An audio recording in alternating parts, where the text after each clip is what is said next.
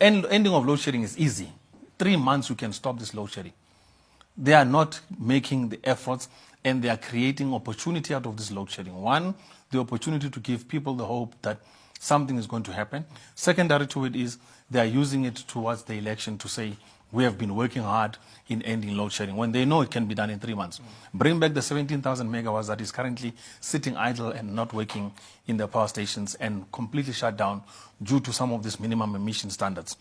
Bring back the additional power that is already available within ESCOM. And once you solve that, you're going to be okay. Yeah. Right now, we're faced with a blackout. We're faced with a complete grid collapse. That's a huge topic that people don't understand. The minute you go, we're sitting at about between 24 and 25,000 megawatts of available electricity. If you dip to below 20,000, our grid nationally will collapse, which means you'll not have electricity for a month to sometimes 6 months to restore it back. Because the minute you have a transmission collapse of electricity not being transmitted on the power lines, your grid, when it goes off, the minute you bring it up, those instruments, those transformers, those power lines are going to start exploding. That is what we talk about when we say it's a grid collapse. When they explode, you have a national, it's like bombs will be going off. And you have a serious disaster. And South Africans don't get it. When we say a grid collapse, they think that it's just going to be a one-day load shedding and then tomorrow you have electricity. No, it's going to be a total blackout where there's nothing available. And these are the things that papers are not reporting on, and the seriousness of a grid collapse. 20,000 megawatts below that, you're going to see a disaster. That's right now, we're doing a demand management where you're looking at a situation where you can ask people to switch off their side of demand, but not the transmission side where ESCOM is generating and pushing across. And that's where the grid collapse situation comes in. And those instruments, those power lines, those pylons, the minute they start exploding, you're not going to get it back. You might even, in the South African case, we can't repair anything in 1 week. So we're going to take a year, 2 or 3 before anything comes back. Right. I mean, we're looking at what came out from the city of Durban in particular, and they spoke about their plans over the next few years.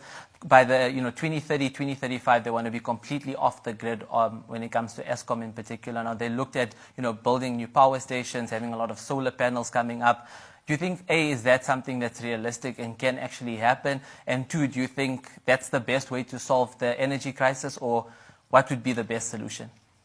Who has ever moved out of a national grid in the world? You cannot move out of the national grid. So some of these plans are nice on aspirational value of saying we're aspiring towards this, but the practicality of it is not there. Solar, wind, as much as it is reliable for a period of time, 3-4 hours in the day available, does not mean it can be used in the system, especially at the level they're talking about.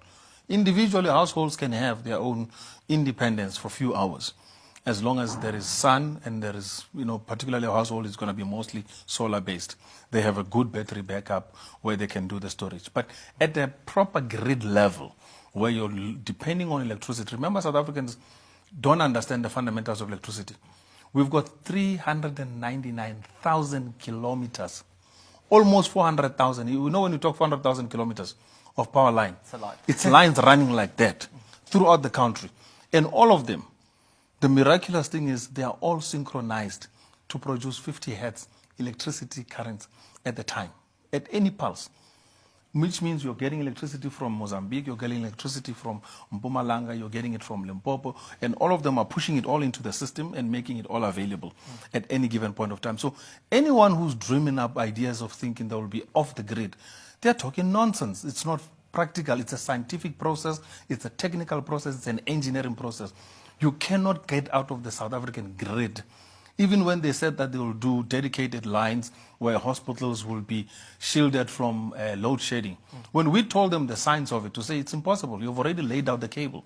Unless you go and dig out brand new cable from a substation right to the hospital or the school, and you lay it out. You tell me, they can't do a 1 kilometer of cable now.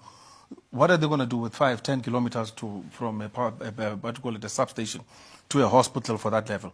It will cost them fortunes for that. So certain things, I hear the discussions are misleading.